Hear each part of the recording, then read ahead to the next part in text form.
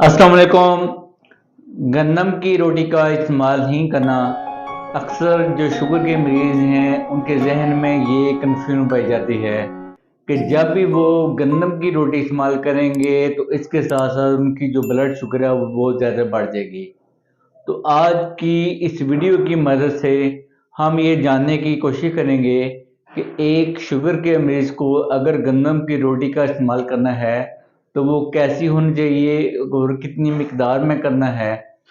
तो जैसे कि मैंने अपनी पिछली कुछ वीडियोस में ये बताया था कि जब भी शुगर के मरीज़ ने खाने पीने के लिए किसी भी चीज़ का इंतखाब करना है तो उसके अंदर उसके कम से कम 3 चीज़ों को ज़रूर मद्देनज़र रखना है। पहले नंबर पे उसकी ग्लाइसेमिक इंडेक्स, दूसरे नंबर पे उसका ग्लाइसेमिक लोड और तीसरे नंबर पे उसकी न्यूट्रिटिव वैल्यू। तो यहाँ पे मैं एक और बात भी बताना ज़रूरी समझता हूँ कि जब भी आपने गंदम की रोटी का इस्तेमाल करना है तो आपने रिफाइंड आटे का इस्तेमाल नहीं करना। वो रोटी इस्तेमाल करनी है जिसमें छान मौजूद हो। अक्सर जो बाज़ार से आटा मिलता है वो रिफाइंड आटा होता है। ये रिफाइंड आटे का ये मतलब होता है कि उसको काफ़ी प्रोसेसिंग के बाद मार्केट में लाया जाता है।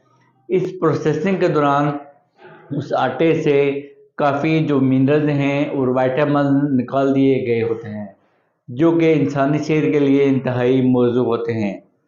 तो अब हम बात करते हैं जो गन्नम की रोटी है उसका ग्लाइसेमिक इंडेक्स होता है वह तकरीबन 52 से लेके 55 के दरमियान है।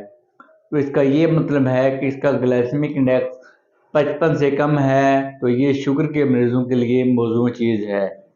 ये शुगर की मिकदार को आस्ता आस्ता खून के अंदर बढ़ाएगी। दूसरे नंबर पे इसका जो ग्लाइसेमिक लोड है वो तकरीबन 26 तक होता है। तो इसका ये मतलब है कि इसका ग्लाइसेमिक लोड ज़्यादा है। ग्लाइसेमिक लोड ये बताता है कि इस चीज़ के अंदर कार्बोहाइड्रेट की मिकदार कितनी है।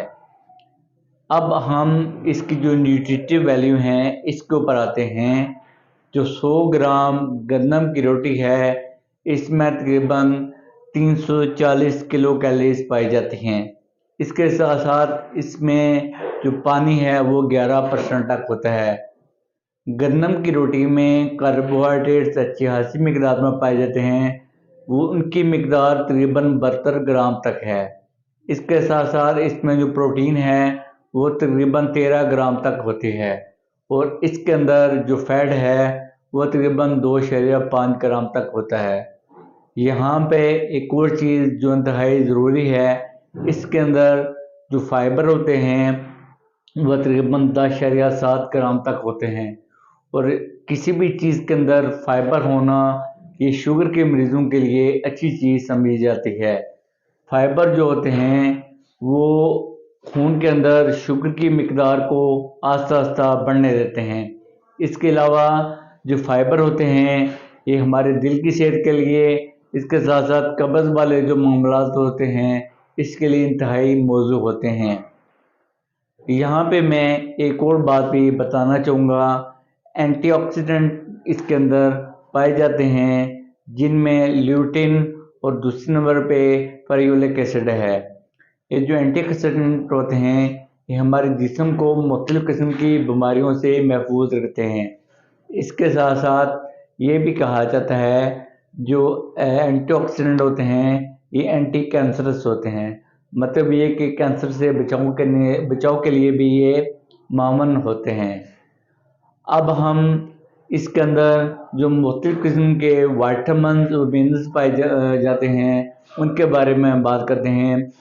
गंदम के अंदर तकरीबन iron, folate, phosphorus, copper, selenium और जिंक अच्छी खासी मिकदार में पाए जाते हैं।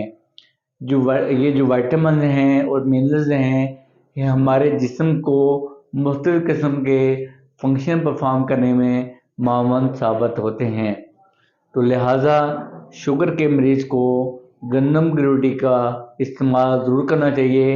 इसके अंदर जो कार्बोहाइड्रेट्स होते हैं वो अच्छी खासी मिकदार में होते हैं। اس کے لیے یہ ضروری ہے کہ وہ گندم کی روٹی کا استعمال کرتے کرتے اس کی مقدار کو ضرور مد نظر رکھنا ہے۔